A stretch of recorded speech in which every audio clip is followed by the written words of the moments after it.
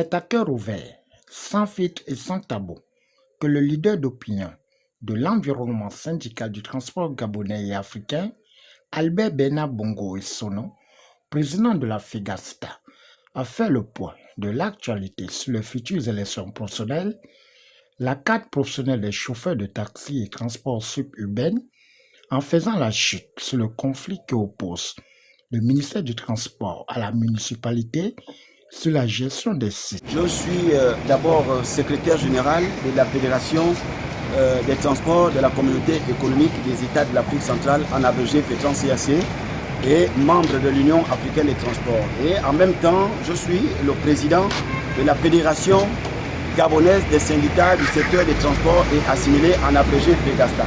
Alors ce matin, ce qui nous amène, c'est pour la sensibilisation des transporteurs, parce que ici, nous contribuons, n'est-ce pas, au développement de notre pays.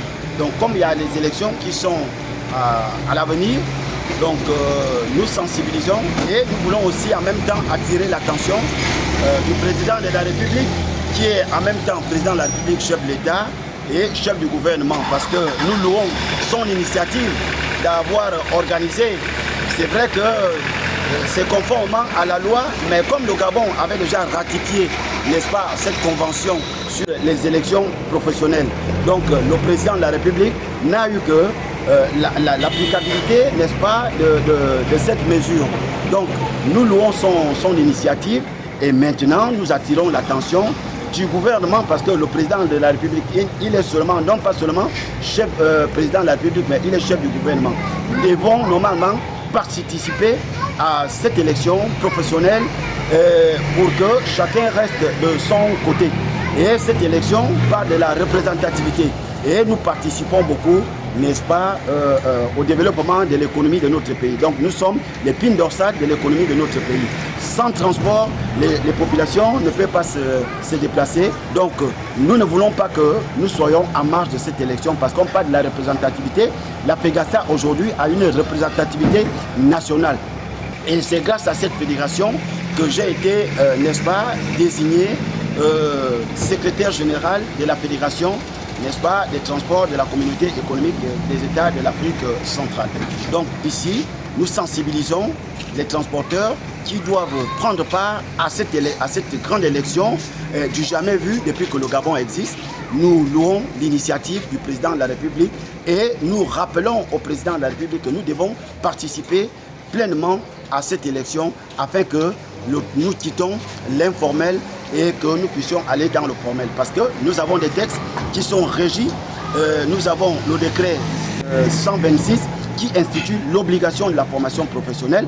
Nous avons le décret 0095 qui donne droit au ministère des Transports de délivrer la carte professionnelle des transporteurs. Donc cette carte est la bienvenue et nous pensons qu'après cette élection, le ministère des Transports, n'est-ce pas, va délivrer la carte professionnelle de cette activité, parce que le permis ne fait pas de nous des professionnels, mais le permis doit être accompagné de la carte professionnelle, parce que c'est une activité professionnelle, c'est un métier, et c'est pour cela que nous sommes dans la sensibilisation ce matin.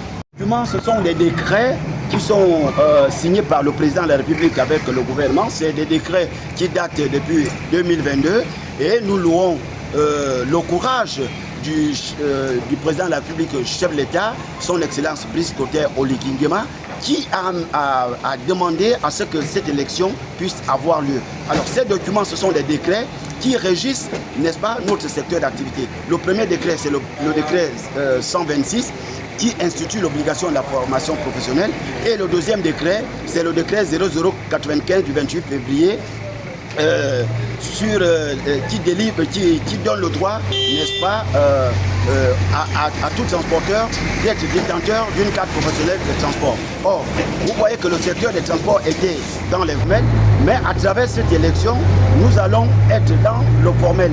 Bon, la mairie et le ministère des Transports, nous louons l'initiative du gouvernement, parce que c'est un problème déjà qui a été tranché.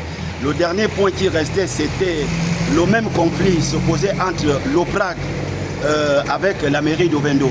Alors le problème se trouve sur la table du secrétariat général du gouvernement, qui a déjà fait la lecture finale de cette réunion entre les entités. Donc nous attendons les prochains conseils des ministres afin que ce dossier soit validé. La mairie en aucun cas ne peut pas réglementer une activité dans un pays. Mais par contre, la mairie gère l'espace communal par rapport conformément à l'article 48 dans la loi sur la décentralisation. Donc la mairie est propriétaire du domaine communal et le ministère des Transports réglemente l'activité du ministère des Transports. Donc voilà, donc nous attendons le prochain conseil des ministres afin que le président valide n'est-ce pas, ce conflit qui faisait couler beaucoup d'encre et de salive à beaucoup de personnes. Maintenant, après validation, chaque institution va rester, n'est-ce pas, dans son couloir. Notons qu'Albert Bernard Bongo Essono est une pièce maîtresse de pesage de l'intersyndicat du transport gabonais, défenseur des droits des transporteurs et soutien indéfectible de la vision du numéro 1 gabonais Blaise Koté Olegengema dans le secteur du transport au 241.